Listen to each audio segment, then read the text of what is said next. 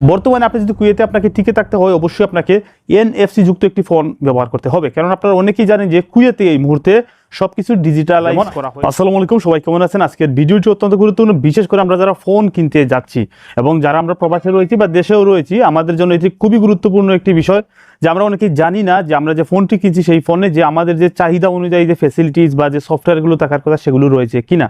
তো আজকে যে বিষয়টি নিয়ে আলোচনা করবো সেটি হচ্ছে এনএফসি অর্থাৎ নিয়ার ফিল্ড কমিউনিকেশন। এটি এমন একটি প্রযুক্তি যেটি কিনা স্বল্প পরিসরে একটি ওয়্যারলেসের মতো কাজ করে। আমরা অনেকেই জানি এবং সেটি অনেকে আমরা জানি না, যার ফলে দেখা যাচ্ছে আমরা অনেকেই ফোন নতুন মডেলের ফোন কিনছি বা পুরাতন মডেলের ফোন কিনছি, অনেক টাকা দিয়ে ফোনটি কিনছি, কিন্তু সেই ফোনে যদি এনএফসি অর্থাৎ নিয়ার ফিল্ড কমিউনিকেশন না থাকে তাহলে আমরা অনেক সুবিধা থেকে আমরা বঞ্চিত হচ্ছি। যেমন আমরা যারা প্রবাসীরা রয়েছি, বিশেষ করে যারা কুয়েতে রয়েছি, আমরা অনেকেই জানি যে বায়োমেট্রিক ফিঙ্গারপ্রিন্ট করতে গেলে আমাদের সাইলেপসের প্রয়োজন হয়।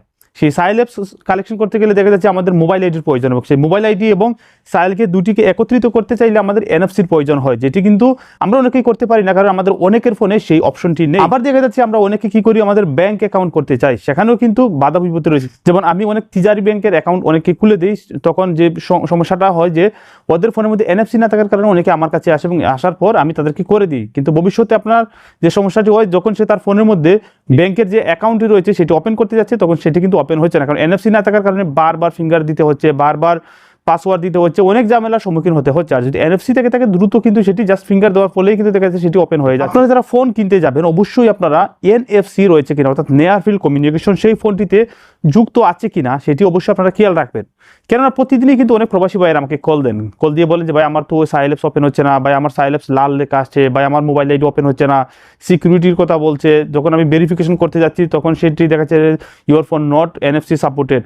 যেমন আমরা বিভিন্ন ধরনের ডাটা বা বিভিন্ন ধরনের ফাইল এক ফোন থেকে অন্য ফোনে যখন আমরা ট্রান্সফার করতে যাই সেটির জন্য আমাদেরকে ব্লুটুথ বা শেয়ারিট আমাদেরকে ইউজ করতে হয়। সেক্ষেত্রে যদি আপনার ফোনে এনএফসি থেকে থাকে তাহলে দেখবেন একটি অপশন রয়েছে যে শেয়ার ফাস্ট বা নিয়ার বাই শেয়ার, এই ধরনের কিছু অপশন থাকে, যার ফলে দেখা যায় যে আপনার বড় বড় ফাইলগুলো যেখানে ব্লুটুথ দিয়ে 5 মিনিট 10 মিনিট চলে যায়, সেখানে আপনার ফোনে যদি এনএফসি সাপোর্টের থাকে দেখবেন 1 মিনিটের ভিতরে সেটি দ্রুত আপনার এক ফোন থেকে অন্য ফোনে ট্রান্সফার হয়ে যাচ্ছে।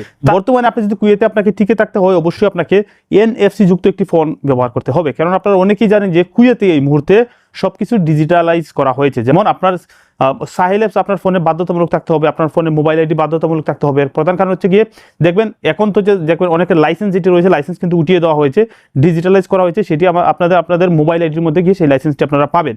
হাতে আর এখন ম্যানুয়ালি আপনাদেরকে লাইসেন্স দেওয়া হচ্ছে না। অনেকে আমার কাছে প্রশ্ন করতে পারেন যে ভাই এনএফসি যুক্ত ফোন কিনবো, এটি কি দাম অনেক বেশি?